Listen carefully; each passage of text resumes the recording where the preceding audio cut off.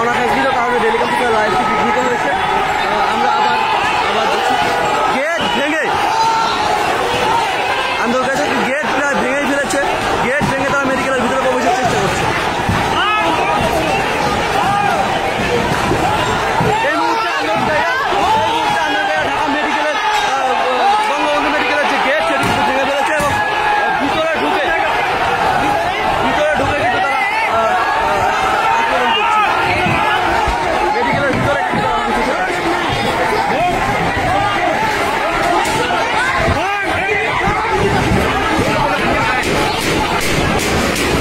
Gate ভেঙে কিন্তু মেডিকেলের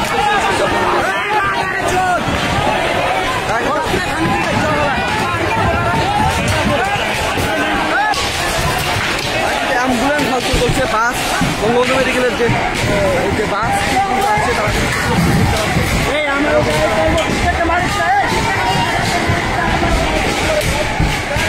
বাইরে থেকে কিন্তু এখন তারা কিন্তু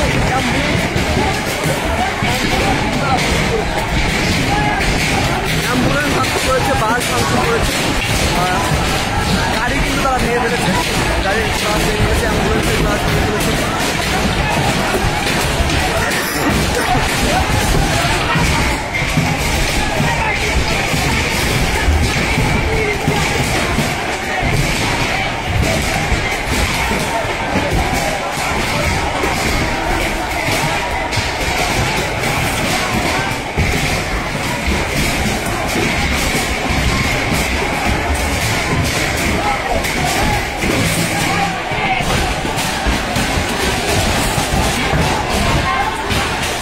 এই মুহূর্তে তারা কিন্তু বঙ্গবন্ধু মেডিকেলের যে পরিবহন বাসগুলো রয়েছে এবং অ্যাম্বুলেন্স সহ যে গাড়িগুলো রয়েছে সেগুলো কিন্তু তারা ভেঙে ফেলছে।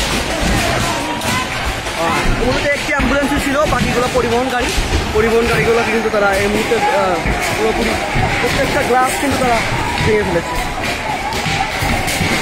ভাই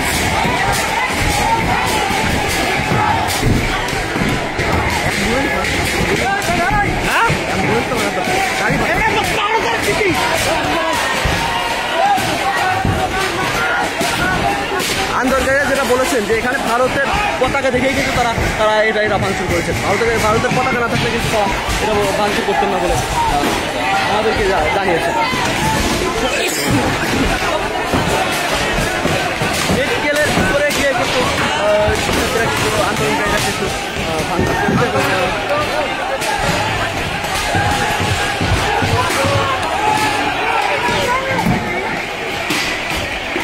এখানে কিন্তু বাইক ভাঙচুর করছে, বাইক ভাঙে আগুন লাগিয়ে দেওয়া হয়েছে।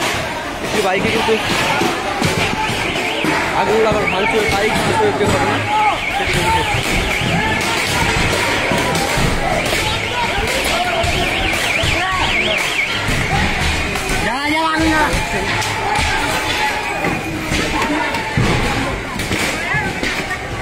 বাইক ভাঙচুরের ঘটনা, বাইক কিন্তু ভেঙে আগুন লাগাই দেওয়ার ঘটনা ঘটছে। এই পাশে দেখছেন এই যে পরিবহন যে গাড়িগুলো সেগুলো কিন্তু পুরোপুরি ভেঙে ফেলা হয়েছে এবং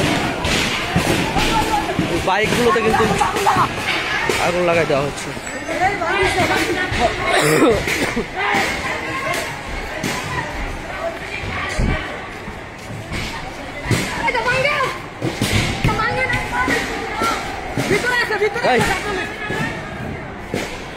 এই মুহূর্তে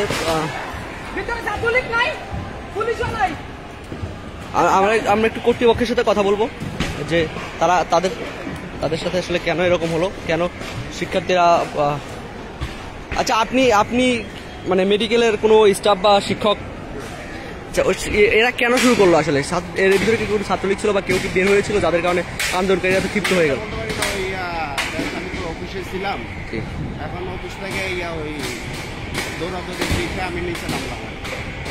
মানে এটা হঠাৎ করে কি জন্য একটা সেবামূলক প্রতিষ্ঠানে এরকম সমস্যা করতেছে, এটা তো এখানে তো অনেক রুগী আছে, হৃদরোগের রুগী আছে, ক্যান্সারের রুগী আছে, ঠিক আছে।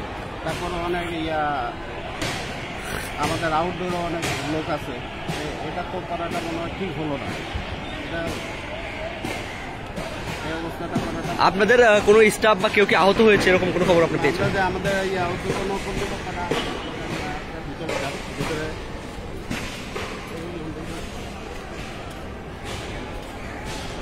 একটু বক্তব্য দেন। মানে কেউ কি আহত হয়েছে কিনা সে ব্যাপারে যদি একটু জানাইতেন। ঠিক আছে, থ্যাংক ইউ।